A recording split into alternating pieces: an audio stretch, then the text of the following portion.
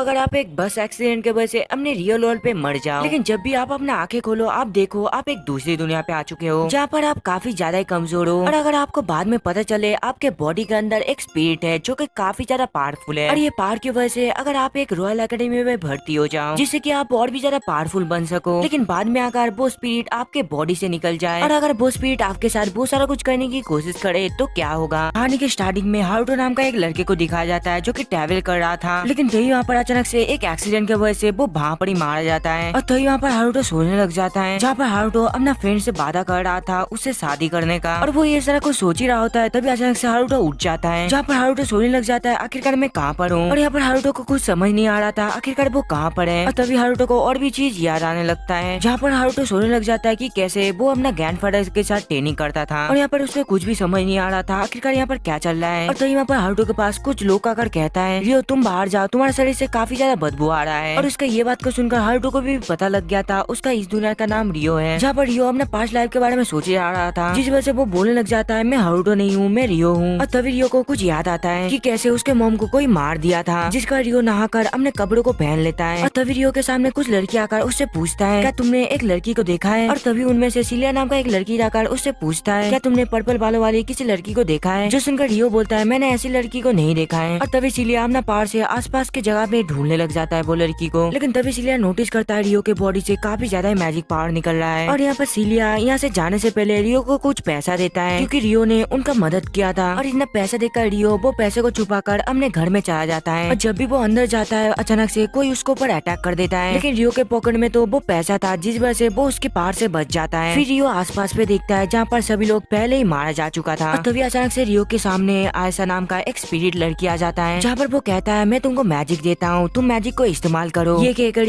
आयशा रियो के अंदर चला जाता है, और मैजिक होने की वजह से रियो आसानी से उसके बाहर से बच जाता है। और यहाँ पर रियो तो अपनी पिछली जिंदगी में अपने ग्रैंडफादर के साथ मार्शल आर्ट सीखा था, जिस वजह से रियो आराम से उसका बाहर को बार बार डॉज किए जा रहा था। और यहाँ पर वो बंदा भी हार नहीं मार रहा था, जिस वजह से रियो उसके हाथ को पकड़कर तोड़ देता है। और यहाँ पर रियो इतना ज्यादा स्ट्रॉन्ग हो गया था जिस वजह से वो बंदा काफी ज्यादा घबरा जाता है। फिर वो बंदा दोबारा अटैक करता है, लेकिन रियो उसको पकड़ के उठाकर पटक देता है, और वो उसको खत्म करने वाला था तभी उसको कुछ आवाज आता है। और जब भी वो उस बैग को खोलता है उसको फ्लोरा नाम का एक लड़की मिलता है, जहाँ पर फ्लोरा रिक्वेस्ट कर रहा था प्लीज आप जाके मेरे पापा को ये सारा कुछ खबर दो। लेकिन जब भी फ्लोरा अपने बाजू में एक मरा हुआ बंदे को देखता है वो वहाँ पर ही बेहोश हो जाता है। और यहाँ पर फ्लोरा बेहोश हो गई थी, जिस वजह से रियो फ्लोरा को उठाकर कैसल की तरफ जाने लग जाता है। और रास्ते में जाते जाते रियो को सिलिया मिल जाता है, और यहाँ पर तो फ्लोरा बेहोश थी, जिस वजह से क्रिस्टीना नाम का एक लड़की रियो को थप्पड़ मारते हुए कहती है आखिरकार तुमने फ्लोरा को क्यों किडनैप किया था। और ये देखकर रियो भी उन लोगों को समझाने की कोशिश करता है, लेकिन रियो के पास तो कुछ भी प्रूफ नहीं था, जिस वजह से रियो को भी उन लोगों के साथ जाना पड़ता है। और बाद में कुछ सोल्जर आकर वो बंदे को भी पकड़ लेता है जो कि सिलिया को किडनैप किया था, लेकिन तभी एक बंदा एक क्रिस्टल को तोड़ता है, जिस वजह से वो बंदा वहाँ पर ही मारा जाता है, जिसके बाद रियो को दिखाया जाता है जहाँ पर रियो से एक बंदा पूछताछ कर रहा होता है। और यहाँ पर वो बंदा तो रियो के साथ काफी ज्यादा टॉर्चर कर रहा था, लेकिन रियो अभी भी बोले जा रहा था कि वो प्रिंसेस फ्लोरा को किडनैप नहीं किया है, लेकिन वो बंदा भी रियो का बात नहीं सुन रहा था, जिस वजह से वो बंदा रियो का काफी ज्यादा धुलाई कर देता है। और दूसरी साइड फ्लोरा जब भी उठता है एक लड़की उसको बताता है तुमको जो लड़के ने किडनैप किया था उसको पकड़ लिया गया है, जो सुनकर फ्लोरा कहती है वो लड़के ने तो मेरा जान बचाया था, जो सुनकर फ्लोरा जल्दी जल्दी करके रियो के पास जाने लग जाता है। और इतना मार पड़ने के बावजूद भी रियो अभी भी कह रहा था मैंने किडनैप नहीं किया है, जिस वजह से उसको काफी ज्यादा मार मिलता है, और इस वजह से रियो की हालत तो काफी ज्यादा खराब हो गया था। और तभी वहाँ पर सिलिया और वो बड़े लड़की वहाँ पर पहुँच जाता है, और ये देखने के बाद वो बड़े लड़की उसको ऑर्डर देती है रियो को जल्दी से उतारो, और असल में रियो ने फ्लोरा को बचाया था। और ये सुनने के बाद वो बंदे का काफी बुरी तरीके से फट जाता है, जिसके बाद सिलिया रियो को उतारता है, लेकिन इतना मार पड़ने की वजह से रियो वहाँ पर ही बेहोश हो जाता है। और उसका ये हालत देखा सिलिया उसको हील करने लग जाता है, और जब भी रियो को होश आता है वो अपने सामने सिलिया को देखता है, जिसके बाद सिलिया पहले तो रियो से माफी मांगता है ये सब के लिए, जिसके बाद सिलिया कहती है तुमसे किंग मिलना चाहता है। और यहाँ पर सिलिया भी काफी अच्छे तरीके से रियो के साथ बातें कर रहा था, जिस वजह से रियो भी मान जाता है। जिसके बाद अगले दिन का सीन दिखाया जाता है जहाँ पर रियो अपना नया ड्रेस पहन के किंग के पास आता है, और यहाँ पर रियो ने प्रिंसेस फ्लोरा का जान बचाया था, जिस वजह से किंग रियो को काफी ज्यादा रिवॉर्ड देता है। फिर नेक्स्ट सीन में रॉयल एकेडमी का सीन दिखाया जाता है, जहाँ पर सिलिया रियो से पूछ रहा था क्या तुमको पढ़ना लिखना आता है, और उसका ये बात को सुनकर रियो मना कर देता है। और जब भी रियो क्लास में आता है सभी लोग तो रियो को बुली करने लग जाता है, क्योंकि किंग की वजह से रियो ये रॉयल एकेडमी पे आ पाया है। जिसके बाद सिलिया क्लास स्टार्ट करता है, और यहाँ पर रियो को तो पढ़ना लिखना नहीं आता था, जिस वजह से सभी उसका मजाक उड़ाने लग जाता है। और जब स्कूल खत्म हो जाता है रियो सिलिया के पास जाता है उसके मिलने के लिए, लेकिन तभी सिलिया काफी ज्यादा गुस्सा हो जाता है, जहाँ पर वो कहती है कभी भी नॉक करके अंदर मत आया करो। और बाद में रियो कुछ मैथ को सॉल्व करके सिलिया को देता है, और इस वजह से सिलिया काफी ज्यादा हैरान होता है आखिरकार उसको मैथ कैसे आता है। और यहाँ पर रियो हारुतो का मेमोरी का इस्तेमाल इस्तेमाल करके ये सारा कुछ लिखा था, क्योंकि हारुतो पहले एक यूनिवर्सिटी स्टूडेंट था। और तभी सिलिया पूछती है आखिरकार तुमको ये सारा कुछ कैसे पता है। और इसी वजह से रियो बहाना मारते हुए बोलता है ये सारा कुछ मैं अपनी मॉम से सीखा हूँ, और मेरा मॉम मैथ में काफी ज्यादा ही अच्छे थे। फिर नेक्स्ट दिन का सीन दिखाया जाता है जहाँ पर सभी स्टूडेंट अपना शॉर्ट प्रैक्टिस कर रहा था, और यहाँ पर रियो तो अकेला ट्रेनिंग कर रहा था, जिस वजह से टीचर खुद आता है रियो को ट्रेनिंग देने के लिए। जहाँ पर टीचर कहता है तुम सबसे पहले मेरे ऊपर अटैक करो। और यहाँ पर रियो को तो अपनी पिछली लाइफ के बारे में सारा कुछ याद था, जहाँ पर वो कैसे अपने दादाजी के साथ शॉर्ट ट्रेनिंग करता था, और ये मेमोरी के वजह से रियो भी काफी अच्छे तरीके से शॉर्ट चला रहा था। लेकिन तभी एक लड़का रियो का काफी ज्यादा ही मजाक उड़ाने लग जाता है, और यहाँ पर रियो काफी अच्छा लड़ाई कर रहा था, जिस वजह से टीचर कहता है तुम आगे जाकर एक नाइट बन सकते हो। जिस सुनकर रियो बोलता है मुझे नाइट बनने का कोई भी शौक नहीं है। जिसके बाद एक महीने बाद का सीन दिखाया जाता है जहाँ पर रियो अपने एग्जाम के लिए तैयारी कर रहा था, और देखते देखते वो दिन भी आ जाता है जहाँ पर रियो का एग्जाम होने वाला था। और यहाँ पर रियो ने तो काफी ज्यादा मेहनत किया था, जिस वजह से वो एग्जाम में काफी सारी चीजें लिखता है। और जब भी एग्जाम खत्म हो जाता है रियो को काफी अकेला फील होता है, जहाँ पर रियो बस हारुतो के गर्लफ्रेंड के बारे में सोचे जा रहा था, जिस वजह से रियो अपने आप को कंट्रोल करते हुए कहता है मैं हारुतो नहीं हूँ। जहाँ पर रियो हारुतो के बचपन के बारे में सोच रहा था कि कैसे वो एक लड़की से प्रॉमिस किया था वो उसके साथ ही शादी करने वाला है, लेकिन बाद में वो उस लड़की को किसी और के साथ देखता है, जिस वजह से वो कभी भी उसके साथ बातें करने की कोशिश नहीं किया। और यहाँ पर रियो को तो बार बार हारुतो के बारे में याद आ रहा था, जिस वजह से रियो अपने आप से कहता है मैं हारुतो बिल्कुल भी नहीं हो सकता, क्योंकि हारुतो पहले ही मारा जा चुका है। और देखते देखते रिजल्ट का दिन भी आ जाता है, जहाँ पर सभी स्टूडेंट तो काफी ज्यादा शॉक्ड हो गया था, क्योंकि जिस बंदे ने एग्जाम में टॉप किया था वो असल में रियो ही होता है। और जब भी रियो अपने रिजल्ट चेक करने के लिए आता है वही बंदा जाकर रियो को कहता है जरूर तुमने चीटिंग किया है। और ये देख के तभी प्रिंसेस कहता है तुम जल्दी से शांत हो जाओ, लेकिन वो बंदा तो हार मानने का नाम ही नहीं ले रहा था, जिस वजह से वहाँ पर सिलिया आ जाता है, जहाँ पर सिलिया कहती है रियो ने कोई भी चीटिंग नहीं किया। और सिलिया का ये बात को सुनकर गुस्से में वो बंदा यहाँ से चला जाता है, और बाद में सिलिया रियो से माफी मांगता है, क्योंकि रियो को हर समय सभी स्टूडेंट काफी ज्यादा ही बुली करता है, जो सुनकर रियो बोलता है कोई बात नहीं। और बाद में रियो सिलिया को थैंक्स बोलता है, क्योंकि पढ़ाई करने में सिलिया ने रियो का काफी ज्यादा ही हेल्प किया है। फिर रियो बोलता है सच में तुम काफी ज्यादा अच्छे हो। और इसका ये बात को सुनकर सिलिया तो काफी ज्यादा शर्मा जाता है, जहाँ पर सिलिया कहती है तुम ये क्या बोल रहे हो, मैंने तुम्हारा कुछ भी हेल्प नहीं किया, और मैंने तो बस तुमको बस बुक सजेस्ट किया था, और इस वजह से तुमको थैंक्स बोलने की जरूरत नहीं है। जो सुनकर रियो कहता है सच में तुम काफी ज्यादा जीनियस हो। और उसका ये बात को सुनकर सिलिया कहती है इसी वजह से ही तो मैं एक प्रोफेसर बन पाई हूँ, और सच में मैं एक जीनियस हूँ है ना। और उसका ये बात को सुनकर रियो हाँ बोलता है, जहाँ पर वो बोलता है हाँ इसके साथ साथ तुम्हारा दिल भी काफी ज्यादा साफ है। जिसके बाद काफी सालों बाद का सीन दिखाया जाता है, जहाँ पर शॉर्ट टीचर कह रहा था एक शॉर्ट कंपटीशन होने वाला है, और ये शॉर्ट कंपटीशन के लिए रियो को भी चुना गया था, जिस वजह से वही बंदा रियो का काफी ज्यादा ही मजाक उड़ाता है, जहाँ पर वो टीचर से रियो को लेने के लिए मना कर रहा था, लेकिन टीचर भी है सकलोंडा, वो उसका कोई भी बात नहीं सुनता। और बाद में सिलिया को भी पता लग गया था रियो नाइट टूर्नामेंट पे जाने वाला है, जहाँ पर सिलिया कहती है अगर तुम ये कंपटीशन में अच्छा कर पाए तो तुम आगे जाकर एक रॉयल नाइट भी बन सकते हो, लेकिन रियो बोलता है मैं नाइट नहीं बनना चाहता और मैं एक जर्नी पे निकलने वाला हूँ। और उसका ये बात को सुनकर सिलिया काफी ज्यादा उदास हो जाती है, क्योंकि सिलिया बिल्कुल भी नहीं चाहती थी रियो उसको छोड़ के जाए। और यहाँ पर रियो तो बचपन से ही एक जर्नी पे निकलने का डिसाइड कर लिया था, और बाद में सिलिया बहाना ढूंढने लग जाती है जिससे कि रियो ये एकेडमी को छोड़ के ना जा पाए, लेकिन उसका कोई भी तरीका काम नहीं करता है, जिस वजह से वो उससे पूछता है आखिरकार तुम कहाँ जाने वाले हो। जो सुनकर रियो बताता है मैं आकामो जाने वाला हूँ, और आकामो का नाम सुनकर सिलिया पूछती है आखिरकार तुम वहाँ पर क्यों जाना चाहते हो। जो सुनकर रियो बोलता है बस ऐसे ही, क्योंकि मुझे वहाँ पर जाने का काफी ज्यादा मन कर रहा है, और मुझे माफ करना मैं तुमको अपने साथ जर्नी पे नहीं ले जा सकता। और यहाँ पर हम लोग को पता चलता है रियो आकामो इसलिए जाना चाहता है क्योंकि उसका मॉम ने उससे वादा किया था आकामो ले जाने का, और यहाँ पर रियो सिलिया को नहीं पता था आखिरकार वो किस लिए जा रहा है। जिसके बाद नाइट टूर्नामेंट का सीन दिखाया जाता है, और वहाँ का रेफरी जो एल्वेट था सबसे पहले रियो को बुलाता है, लेकिन वो बंदा अभी भी आकर रियो को बुली किए जा रहा था, वैसे भी तुम रॉयल फैमिली में से नहीं हो और तुम कभी भी नाइट नहीं बन सकते। और जब भी रियो स्टेडियम पे पहुँचता है, जहाँ पर रियो को पता चलता है ये वही बंदा है जो कि एक टाइम पे रियो को काफी ज्यादा टॉर्चर किया था, और देखते देखते उन दोनों का मैच स्टार्ट हो जाता है, जो देखकर तभी वो रॉयल गार्ड रियो के ऊपर अटैक कर देता है। और यहाँ पर रियो भी कम नहीं होता, वो उसका बार को बार बार रोक रहा था, जहाँ पर उन दोनों का काफी खतरनाक लड़ाई चल रहा था, और तभी अचानक से काफी तेजी से वो रॉयल गार्ड रियो के ऊपर अटैक कर देता है, और ये देखकर रियो काफी आसानी से वो रॉयल गार्ड को हरा देता है। और इस चीज को देख के वो रॉयल गार्ड चार्ल्स को बिल्कुल भी यकीन नहीं हो रहा था, जिस वजह से चार्ल्स अल्फ्रेड से और एक चांस मांगने लग जाता है। और उसका ये बात को सुनकर अल्फ्रेड काफी ज्यादा गुस्से में आकर बोलता है तुम्हें शर्म आना चाहिए, तुम एक रॉयल गार्ड हो। और बाद में चार्ल्स को हार मानना ही पड़ता है, जिसका रात का सीन दिखाया जाता है, जहाँ पर चार्ल्स एक बंदे के साथ बात कर रहा होता है रियो को लेके, जहाँ पर चार्ल्स बोलता है कि कैसे एक रॉयल एकेडमी का स्टूडेंट मेरे से जीत सकता है। जिसके बाद वो दोनों एक साथ ड्रिंक करने लग जाता है, और यहाँ पर चार्ल्स जिस बंदे से बात कर रहा था वो वही बंदा होता है, और ये वही बंदा होता है जो कि एक क्रिस्टल को तोड़ के प्रिंसेस फ्लोरा का किडनैपर को एक ही झटके में मार डाला था। फिर अगले दिन का सीन दिखाया जाता है, जहाँ पर सिलिया रियो के लिए इंतजार कर रही थी, लेकिन जब भी रियो एकेडमी पे आता है वो एकेडमी पे नहीं जाता, वो पीछे एक लड़की से मिलने के लिए जाता है, जहाँ पर वो लड़की रियो को एक लव लेटर दिया था। और जब भी वो ये देखता है सिलिया काफी ज्यादा सैड फील करता है। फिर नेक्स्ट सीन में सिलिया अपना क्लास में मैजिक कंट्रोल के बारे में सिखा रहा था सभी को, लेकिन तभी वही बंदा उठकर रियो का मजाक उड़ाने लग जाता है, क्योंकि रियो को तो मैजिक करना बिल्कुल भी नहीं आता है। और तभी सिलिया वही दो बुली करने वाला बंदे को मैजिक करने के लिए कहता है, जिसे सुनकर वो बंदा भी ठीक ऐसा ही करने लग जाता है। और वो दोनों का बेसिक लेवल का स्पेल को देख के सीलिया अपना स्पेल को एक्टिवेट करता है। और यहाँ पर सीलिया का मैजिक स्पेल तो काफी ज्यादा स्ट्रॉन्ग था, जिस वजह से सभी काफी ज्यादा शॉक्ड हो जाता है। और यहाँ पर हम लोग को पता चलता है रियो भी थोड़ी बहुत मैजिक को इस्तेमाल कर सकता है। और क्लास खत्म होने के बाद उनमें से ही एक स्टूडेंट जाकर सीलिया को लाइन मारने लग जाता है, लेकिन तभी वो बंदा रियो को बोलने लग जाता है, तुमको लड़कियों को सेड्यूस करना छोड़ देना चाहिए। जो सुनकर सीलिया तो रियो के साइड लेने लग जाता है, जो देखकर वो बंदा बोलता है, रियो हर टाइम आपको सेड्यूस करने की कोशिश करता है। जो सुनकर सीलिया और भी ज्यादा गुस्सा हो जाती है, जिस वजह से वो रियो को बोलने लग जाता है, आज प्रैक्टिकल क्लास है और अगर तुम एक भी गलती करते हो मैं तुमको वहाँ से निकाल दूंगा। और रियो को बुली होता देखकर फ्लोरा को काफी ज्यादा ही बुरा लगता है। और बाद में जब प्रैक्टिकल एग्जाम स्टार्ट होता है, उन लोगों का लीडर तो बुलिस था और वो वही लड़का होता है जो कि रियो को हर टाइम बुली करता था। और यहाँ पर बुलिस के पास एक शॉर्टकट था, जिसका इस्तेमाल करके बुलिस ये क्लास को जल्दी से खत्म कर सकता है। और यहाँ पर रियो को तो मैजिक करना नहीं आता था, जिस वजह से उसको बैग उठाना पड़ता है। और वो उठा ही रहा होता है, तभी प्रिंसेस फ्लोरा आकर कहती है, क्या मैं तुम्हारी कुछ मदद करूँ? और उसका ये बात को सुनकर रियो कहता है, इसका कोई भी जरूरत नहीं है। और यही कहकर रियो यहाँ से जाने लगता है और सभी फॉरेस्ट के अंदर जा ही रहा होता है, तभी अचानक से कुछ गॉब्लिन आ जाता है। और यहाँ पर वो गॉब्लिन तो कुछ ज्यादा कमजोर होता है, जिस वजह से सभी मिलकर वो गॉब्लिन को हरा देता है। फिर वो दोनों बातचीत कर ही रहा होता है, तभी वहाँ पर रियो को एहसास होता है उन लोगों के ऊपर कोई नजर रखे रखा है और ये वही मिस्टीरियस पर्सन होता है, जिसका सभी मिलकर आगे की तरफ जाने लग जाता है। और आगे चल के उन लोगों को पता चलता है उन लोगों का जो शॉर्टकट है वो बिल्कुल भी सही नहीं था। और ऊपर से उन लोगों के ऊपर अचानक से कुछ ताकतवर मॉन्स्टर हमला कर देता है। और यहाँ पर रियो तो उसके पास से बच तो जाता है, लेकिन वो जाकर सीधा एक बंदे पे लगता है, जिस वजह से उसका पैर कट जाता है। और पैर कटने के वजह से वो बंदा कुछ ज्यादा उछल कूद करने लग जाता है और इस चक्कर में वो बंदा प्रिंसेस फ्लोरा से टकरा कर वो नीचे गिर जाता है। लेकिन यहाँ पर रियो ये सारा कुछ देख लिया था और ठीक टाइम पे रियो अपनी मैजिक की मदद से प्रिंसेस फ्लोरा को ऊपर भेज देता है। और इस चक्कर में रियो खुद खाई में गिर गया था, जिसके बाद सभी एक साथ मिलके वो सारे मॉन्स्टर को अपना पावर से हरा देता है। और सभी मॉन्स्टर को हराने के बाद सभी लोग काफी ज्यादा खुश हो जाता है। और दूसरी साइड रियो को दिखाया जाता है जो कि नीचे सही सलामत खड़ा था, जहाँ पर रियो सोचने लग जाता है आखिरकार मैं कैसे अपने मैजिक को सही से कंट्रोल कर पाया। और तभी रियो को याद आता है आयशा के बारे में। और ऊपर पे हम लोगों को पता चलता है धक्का मारने की वजह से वो बंदे के ऊपर पूरा इल्जाम आ गया है, लेकिन वो बंदा तो काफी ज्यादा कमीना था, जहाँ पर वो अपना सारा गलतियों को रियो के ऊपर शिफ्ट करने लग जाता है खुद को बचाने के लिए। जो सुनकर प्रिंसेस फ्लोरा रियो की साइड लेने लग जाता है और उन लोगों के पास रियो भी आ गया था, जहाँ पर वो छुप छुप कर उन लोगों का बातें सुन रहा था। लेकिन तभी प्रिंसेस क्रिस्टिनिया कहती है हम लोगों को जल्दी से यहाँ से निकलना पड़ेगा। लेकिन तभी अचानक से उन लोगों के ऊपर एक पावरफुल मॉन्स्टर का अटैक हो जाता है, जो देखकर सभी स्टूडेंट एक साथ मिलकर वो मॉन्स्टर से लड़ने का कोशिश करता है। लेकिन वो मॉन्स्टर तो कुछ ज्यादा ही ताकतवर था, जिस वजह से कोई भी स्टूडेंट का अटैक वो मॉन्स्टर के ऊपर काम ही नहीं कर रहा था। और वो मॉन्स्टर का ताकत को देखकर सभी स्टूडेंट यहाँ से भागने का डिसाइड करता है। और दूसरी साइड प्रिंसेस फ्लोरा एक बंदे को हिल करने की कोशिश कर रही थी, लेकिन तभी अचानक से प्रिंसेस फ्लोरा के पीछे वही मॉन्स्टर आ जाता है और आकर ही वो मॉन्स्टर सीधा प्रिंसेस फ्लोरा के ऊपर अटैक कर देता है। लेकिन ठीक टाइम में रियो आकर वो बंदे का एक हाथ को काट देता है। फिर रियो प्रिंसेस फ्लोरा को छूने के लिए कहकर वो खुद वो मॉन्स्टर के साथ लड़ाई करने लग जाता है, जहाँ पर वो मॉन्स्टर तो बार बार रियो के ऊपर अटैक किए जा रहा था, लेकिन यहाँ पर रियो भी कम नहीं होता, वो उसका बार को बार बार डॉज किया जा रहा था, जो देखकर वो मॉन्स्टर पूरी ताकत से रियो के ऊपर अटैक करने के बारे में सोचता है, जिस वजह से उन दोनों का काफी खतरनाक लड़ाई चलने लग जाता है, जो देखकर रियो अपने पार को फोकस करने लग जाता है, जो देखकर वो मॉन्स्टर भी रियो के ऊपर अटैक कर देता है। लेकिन रियो वो बाहर से बचकर काफी स्पीड से वो मॉन्स्टर के पास जाकर उसका गले को काट डालता है और इस वजह से वो मॉन्स्टर भी वहाँ पर हार जाता है। और तभी प्रिंसेस फ्लोरा के पास बाकी सारे लड़के आ जाता है, जो देखकर रियो यहाँ से जाने लग जाता है। और यहाँ पर रियो को जाता हुआ वो मिस्टीरियस पर्सन देख रहा था, जहाँ पर वो कहता है जैसा मुझे उम्मीद था तुमने वैसा ही किया, जिसका सीलिया को दिखा जाता है जहाँ पर वो प्रिंसिपल रूम के पास जा रहा था। लेकिन तभी उसको बाहर से सुनाई देता है रियो मिसिंग है। और यहाँ पर प्रिंसिपल के पास काफी ज्यादा ही प्रेशर आ रहा था, जिस वजह से प्रिंसिपल बोलता है ठीक है तुम सारा इल्जाम वो लड़की के ऊपर लगा दो। और ये सारा कुछ सुन के सीलिया तो काफी ज्यादा ही शॉक्ड हो जाता है, जिसके बाद रात का सीन दिखाया जाता है जहाँ पर रियो सीलिया से मिलने के लिए आया था। और सीलिया जब भी रियो को देखता है वो सीधा जाकर रियो को हक कर लेता है और बाद में सीलिया जो भी बातें सुना था वो सारा कुछ रियो को बता देती है, जो सुनकर रियो बोलता है मैं अगर प्रूफ भी कर दूं मैं इनोसेंट हूँ, तब भी किसी को भी कुछ भी फर्क नहीं पड़ता है क्योंकि मैं एक कॉमनर हूँ और इसी वजह से मैं इस एकेडमी को छोड़ के यहाँ से चला जाऊंगा। और वैसे ही मैं इस एकेडमी पे काफी सारी चीजें सीख लिया हूँ, तो इससे मुझे कोई भी प्रॉब्लम नहीं होगा। जिसका रियो सीलिया को थैंक्स बोलता है उसका इतना मदद करने के लिए। लेकिन जाने से पहले रियो सीलिया से वादा करता है वो लोग दोबारा से जरूर मिलेंगे। और उसका ये बात को सुनकर सीलिया रियो को हक कर लेता है, जहाँ पर रियो बोलता है मेरा दूसरा नाम हारुतो है। और जब भी रियो यहाँ से चला जाता है तभी सीलिया काफी ज्यादा रोने लग जाती है। और दूसरी साइड हम लोग चार्ल्स को देखते हैं, जो कि रियो का एक शर्ट देखकर एक स्लेव को बोलता है तुमको ये लड़के को ढूंढ के किसी भी हालत में मारना ही पड़ेगा। फिर नेक्स्ट सीन में रियो को दिखाया जाता है जहाँ पर वो काफी तेजी से मॉन्स्टर से बचते हुए आगे की तरफ जा रहा था। और यहाँ पर रियो को कैपिटल छोड़े हुए करीब 3 दिन हो चुका है, जिसका रियो एक टाउन में चला जाता है, जिसका रियो आगे की साइड जाने लग जाता है। और यहाँ पर रियो के पीछे वही स्लेव आ जाता है, लेकिन जब भी रियो पीछे देखता है वो स्लेव तो छुप गया था। और तभी एक शॉप ओनर रियो को बुलाकर कहता है क्या तुम रामन खाना पसंद करोगे। और बाद में रियो को पता चलता है एक लड़की की वजह से ये टाउन के अंदर ये रामन अवेलेबल है। और जब भी रियो वो रामन को टेस्ट करता है हारुतो के लाइफ के बारे में उसको याद आने लग जाता है। और खाने के बाद रियो सोने लग जाता है। लगता है वो लिसन लॉर्ड हमारे यूनिवर्स से है। और यहाँ पर रियो वो शॉप ओनर से वो लड़की का एड्रेस भी ले लिया था। और बाद में रियो वो लड़की से मिलने के लिए जाता है, जहाँ पर रियो वो शॉप से काफी सारी चीजें परचेज करता है हारुतो के वर्ल्ड का। और इसी के साथ रियो एक लेटर लिख के सिलिया को भेज देता है। और बाद में रियो सिलिया को वो चिट्ठी भेजने के बाद ये शॉप से बाहर निकल जाता है, जहाँ पर वो शॉप पे काम करने वाला वो दोनों ही लड़की रियो के बारे में बातचीत कर रहा होता है कि वो आज कितना सारा चीजें परचेज किया है। और दूसरी साइड रियो को दिखाया जाता है जो कि फॉरेस्ट के अंदर से जा रहा होता है। और जब भी रियो फॉरेस्ट में जा रहा होता है उसको फॉरेस्ट में एक लड़की मिलता है, लेकिन जब भी रियो उसके पास जाता है वो लड़की उसके ऊपर अटैक कर देती है एक पॉइजन से, जिस वजह से रियो को वो पॉइजन को हील करना पड़ता है। और उसको हील करते हुए वो लड़की काफी ज्यादा शॉक्ड होती है, जिसके बाद वो दोनों काफी तेजी से लड़ाई करने लग जाता है। और वो लड़ाई के दौरान रियो को पता चलता है कि वो लड़की काफी पावरफुल एन्चेंटमेंट कर सकता है, जो देखकर रियो को थोड़ी सी अजीब लगता है। लेकिन वो दोबारा वो लड़की के साथ लड़ाई करने लग जाता है, जहाँ पर वो लड़की काफी स्पीड के साथ रियो के साथ लड़ाई कर रहा था। और यहाँ पर रियो थोड़ी ना कम होता है, वो उसको उठाकर पटक डालता है। और इस वजह से वो लड़की रियो से वहाँ पर हार जाता है। और हारने के वजह से वो लड़की तो काफी ज्यादा डर गई थी। और ये सारा कुछ देखने के बाद रियो अपने पावर से वो लड़की को वहाँ पर ही बेहोश कर डालता है। और बाद में जब रियो वो लड़की को चेक करता है उसको कुछ वेपन मिलता है, जहाँ पर रियो वो लड़की के गले में एक कॉलर देखता है। और रियो पहले ये कॉलर के बारे में पढ़ा था जो कि एक स्लेव कॉलर होता है। और इसी वजह से रियो अपने पावर के वजह से उसका स्लेव कॉलर को वहाँ पर ही तोड़ देता है। और जब भी रियो वो लड़की को ध्यान से देखता है उसको कुछ याद आता है, जहाँ पर वो बस में एक छोटी लड़की भी था। और जब भी लाटिफा को होश आती है उसको कुछ याद आने लगती है कि कैसे एक एकेडमी का स्टूडेंट ने उसको उसका स्लेव बनाया था। और जब वो उसको स्लेव कॉलर पहना रहा था उसको काफी ज्यादा दर्द हो रहा था। लेकिन जब भी वो अपने आंखें खोलता है वो अपने सामने रियो को देखता है, जहाँ पर रियो लाटिफा के साथ बातें कर रहा था, जिसके बाद रियो लाटिफा का वो स्लेव कॉलर को दिखाता है, जहाँ पर रियो कहता है मैं तुमको तुम्हारा स्लेव से आजाद कर दिया हूँ। और ये देखने के बाद खुशी में लाटिफा काफी ज्यादा ही रोने लग जाती है। और जब लाटिफा शांत होती है रियो उससे कुछ क्वेश्चन पूछता है, आखिरकार तुमको मेरे पास कौन भेजा है। जो सुनकर लाटिफा कहती है एक रॉयल एकेडमी का स्टूडेंट ने मेरे को ऑर्डर दिया था तुमको खत्म करने के लिए। और इसका ये बात को सुनकर रियो को समझ आ जाता है उसको आखिरकार कौन मारना चाहता है। और बाद में रियो उससे पूछता है क्या तुम्हारे पास कुछ इंटेंशन है मुझे मारने का। जो सुनकर लाटिफा कहती है ऐसा कुछ भी नहीं है, जिसके बाद रियो उसको छोड़कर यहाँ से जाने लग जाता है, जहाँ पर वो कहता है तुमको वेस्ट को जाना चाहिए क्योंकि वहाँ पर तुम्हारी तरह काफी सारा डमी ह्यूमन है। लेकिन तभी लाटिफा उसको रोक कर कहती है क्या मैं तुम्हारे साथ जा सकती हूँ, प्लीज मना मत करना। और लाटिफा तो उसका पीछा कर रहा था, जिस वजह से रियो को काफी ज्यादा गुस्सा आ जाता है। और रियो को इतना गुस्सा देखकर लाटिफा काफी ज्यादा डर जाती है। और यहाँ पर लाटिफा के पास भी कोई ऑप्शन नहीं था, जिस वजह से लाटिफा रियो को दोबारा ये स्लेव कॉलर पहनाने के लिए बोलता है। और ये कहती हुए वो काफी ज्यादा रो रही थी। लाटिफा को इतना रोते हुए देख के रियो भी बाद में उसको ले जाने के लिए राजी हो जाता है, जिसके बाद वो दोनों ही मिलकर आगे की तरफ जाने लग जाता है। जिसका रात का सीन दिखाया जाता है जहाँ पर रियो खाना बना रहा था। और रियो का ये डिश लाटिफा भी पहचान जाती है, जो सुनकर रियो भी काफी ज्यादा शॉक्ड हो जाता है क्योंकि ये डिश हारुतो के वर्ल्ड का था, जिस वजह से रियो सोने लग जाता है। लगता है लाटिफा का कनेक्शन भी हारुतो के वर्ल्ड से है। जिसका रात का सीन दिखाया जाता है जहाँ पर लाटिफा तो सोते हुए काफी ज्यादा रो रही थी, जहाँ पर लाटिफा कह रही थी मम्मी पापा मुझे वापस टोक्यो जाना है। और ये बात को सुन के रियो काफी ज्यादा सरप्राइज होकर बोलता है इसका हालत तो मेरे जैसे खराब है। जिसका सुबह का सीन दिखाया जाता है जब भी लाटिफा रियो को देखता है उसको एहसास होता है इस तो बस एक्सीडेंट के टाइम पे मेरे साथ ही था। और तभी लाटिफा रियो के पास एक रिक्वेस्ट करती है क्या मैं तुमको ब्रदर बुला सकती हूँ क्योंकि तुम मेरे ब्रदर जैसा ही दिखते हो। जो सुनकर रियो बोलता है तुम मुझे जो चाहे बुला सकते हो। और उस दिन के बाद वो दोनों ही काफी दूर तक ट्रैवल करता है, लेकिन ट्रैवल करते करते उन दोनों को एक अजीब सा ट्री दिखता है, जिस वजह से वो दोनों उसके पास जाने लग जाता है। लेकिन जाते जाते रात हो जाता है, लेकिन रियो रात में सोते सोते उठ जाता है क्योंकि लाटिफा को बूढ़ा सामने आ रहे थे। और इसी वजह से रियो अपने पार की मदद से लाटिफा का बूढ़ा सामने को गायब कर देता है। और तभी अचानक से उस जगह पे कुछ बीस्ट गर्ल आ जाता है, जहाँ पर वो बीस्ट गर्ल लिटिया को अंदर पे सोते हुए देखता है, जिस वजह से वो बीस्ट गर्ल रियो को बोलता है तुम्हारा हिम्मत कैसे हुई एक बीस्ट गर्ल को पकड़ के अपना नौकर बना के रखने की। लेकिन तभी वो बीस्ट गर्ल रियो के ऊपर हमला कर देता है। और वो बीस्ट गर्ल के पास इतना ज्यादा खतरनाक पावर था वो वहाँ पर ही बेहोश हो जाता है। और बेहोश होने के बाद रियो अपने मन में एक लड़की को देखता है, और वो लड़की को देखकर रियो पूछता है आखिरकार तुम कौन हो। और यहाँ पर रियो को तो कुछ समझ ही नहीं आ रहा था बार बार ये लड़की आखिरकार कौन है। और उसका ये बात को सुन के बाद में वो लड़की कहती है मैं बस तुम्हारे साथ जुड़ा हुआ हूँ हारुतो, और मेरा नाम आयशा है। जिसके बाद रियो उससे और भी चीजें पूछने लग जाता है, जो सुन के आयशा कहती है मैं तुमको बाद में बताऊंगा। ये कहकर